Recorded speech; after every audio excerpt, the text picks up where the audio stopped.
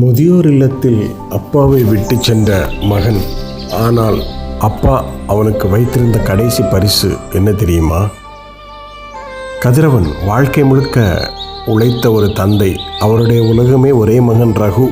பையனை பார்த்து ரொம்ப நாளாச்சில்ல மரகதம். ஆமாப்பா, காலம்தான் மாறிடுச்சு. இப்போ அவன் பிஸி ஆயிட்டான்னு தெரியும். இருந்தாலும் மனசு தேடுதே. மரகதம், ரகு வந்திருக்கானே போல. மாதங்களுக்கு பிறகு மகன் வந்த சந்தோஷம். எப்படி இருக்கே கண்ணா? ரொம்ப நாளாச்சு உன்னை. ரகுவுக்கு பிடிச்ச மைசூர் பாக் வாங்கிட்டேன், சந்தோஷப்படுவான். பிள்ளை சந்தோஷம்தான் பெற்றோருக்கு அப்பா, பெரிய செல்வம். இதுல கையெழுத்து போட்டுடுங்க, லோன் ப்ராசஸ்க்காக தான். அந்த கையெழுத்து அவருக்கு இதோ வாழ்க்கை பாருங்கப்பா. முடிவு என்பதை அவர் இந்த அறிந்த. வீட்டை வித்தாதான் எனக்கு லோன் சீக்கிரம் முடியும். நீங்க அங்க வந்து ஓரமா இருந்துட்டு போங்க. ஒரு ஓரமா இருந்துட்டு போங்கண்ணா.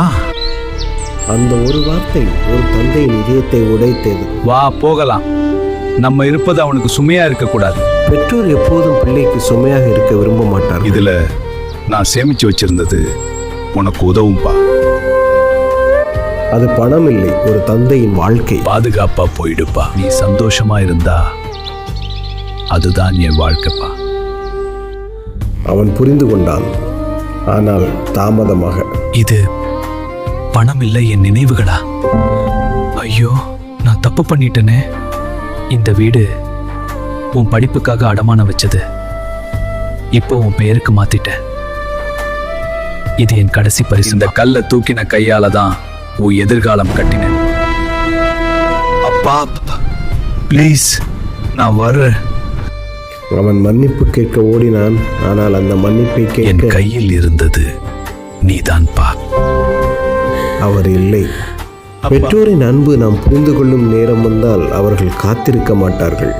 பெற்றோர் உயிரோடு இருக்கும்போதே அன்பு காட்டுங்கள், பிறகு வருத்தப்பட்டால் பயனில்லை. இந்த கதையை பிடிச்சிருந்துன்னா தயவுசெய்து சப்ஸ்கிரைப் பண்ணுங்கள்.